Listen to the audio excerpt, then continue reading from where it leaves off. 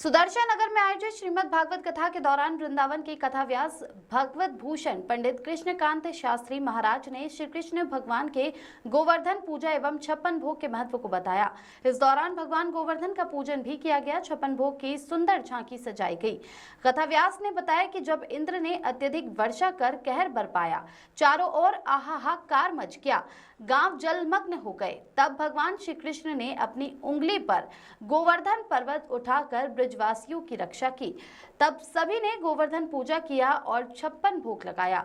आज भी वृंदावन में बांके बिहारी को दिन में 8 बार भोग लगाया जाता है। अब महाराज, आप तो शॉपिंग करने के लिए गई हैं और आपने बॉटल छोड़ के आ गई। अब वो बालक बॉटल का दूध पीता है। अब एक बात बताओ, जिस बालक ने बोतल का दूध पिया है वो माँ को माँ कैसे मान सकता है? बोलो। मैया ने कही चंदा कहां से दूं? ऊपर चंदा देख लियो। माता यशोदा ने परात में पानी भर दियो और कहवे लगी, ये तू करे। भगवान श्री कृष्ण ने कही, अच्छो।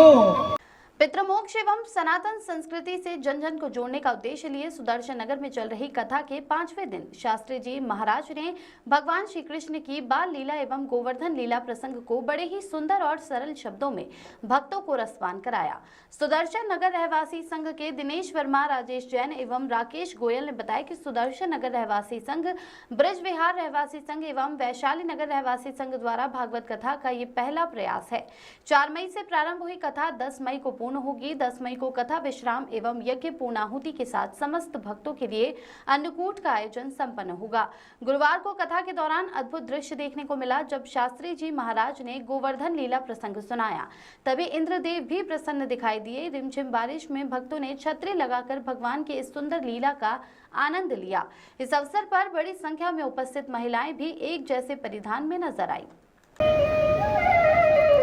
माता के दुग्ध में जितना स्तर होता है, जितना आत्म बल होता है। भगवान श्री कृष्ण ने मन में विचार कियो कि चंदा मुझे चाहिए, लेकिन माता यशोदा भगवान श्री कृष्ण को चंदा नहीं। भगवान श्री कृष्ण बाहर गए और महाराज एक बड़ा पत्थर लेकर के आ गए और वहां पर बहुत बड़ी मटकी थी। भगवान श्री कृष्ण ने वह मटकी मैं पत्थर को मार दियो।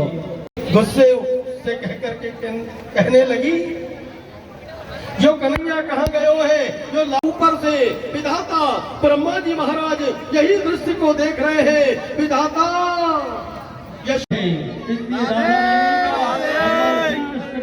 हमारे सुदर्शन नगर के लिए बड़े सौभाग्य की बात है कि हमारे बीच वृंदावन से पंडित कृष्णकांत जी शास्त्री जी पधारे हैं।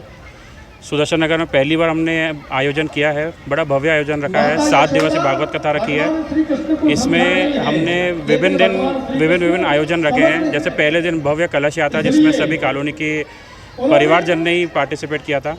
उसके बाद कल हमने बहुत भव्य रूप से कृष्ण जन्म उत्सव मनाया। शिव पार्वती विवाह का प्रसंग आया था बीच में। ऐसे करके 7 दिवसीय कथा रोज प्रत्येक दिन अलग अलग और भव्य रूप से आयोजन हमने आयोजित करे हैं। आज 6ठा दिवस है। आज पांचवा दिवस है और आज का रुक्मणी विवाह का विशेष प्रसंग, भगवान के जन्म के बाद जो बाल लीला होती है आज उसका प्रसंग है। एवं आज 56 भोग प्रसादी हम लोगों ने लगाई है। आज 56 भोग का प्रसंग भी रखा गया है। एवं गोवर्धन पूजा का भी आज प्रसंग आयोजित किया गया है। ऋषभ जैन। जो आयोजन हो रहा है सुदर्शन नगर रहवासी संघ द्वारा बड़े मन से आयोजित किया जा रहा है। इसमें बारिश बाधा नहीं डाल सकती है। ये भक्ति से ओतप्रोत कॉलोनी है। यहाँ पे कोई भी प्रकार का उत्सव होता है उसमें पूर्ण कॉलोनी वासियों का तन मन धन सब तरह से विशेष सहयोग रहता है। और भागवत कथा जी के बारे में तो ये कहा जाता है कि यदि भागवत कथा जी हो और बरसात ना आवे, ऐसा संभव ही नहीं है। इसलिए ये सुदर्शन नगर रहवासियों द्वारा बहुत अनूठा और अच्छा प्रयास किया गया है और मैं कॉलोनी वासियों से और विशेष करके हमारे कॉलोनी के जो दिनेश जी वर्मा हैं, जैन साहब हैं, गोयल साहब हैं, ये सतत निरंतर प्रयासों में लगे रहते हैं कि कॉलोनी में अच्छे से अच्छा और भव्य से भव्य आयोजन हो।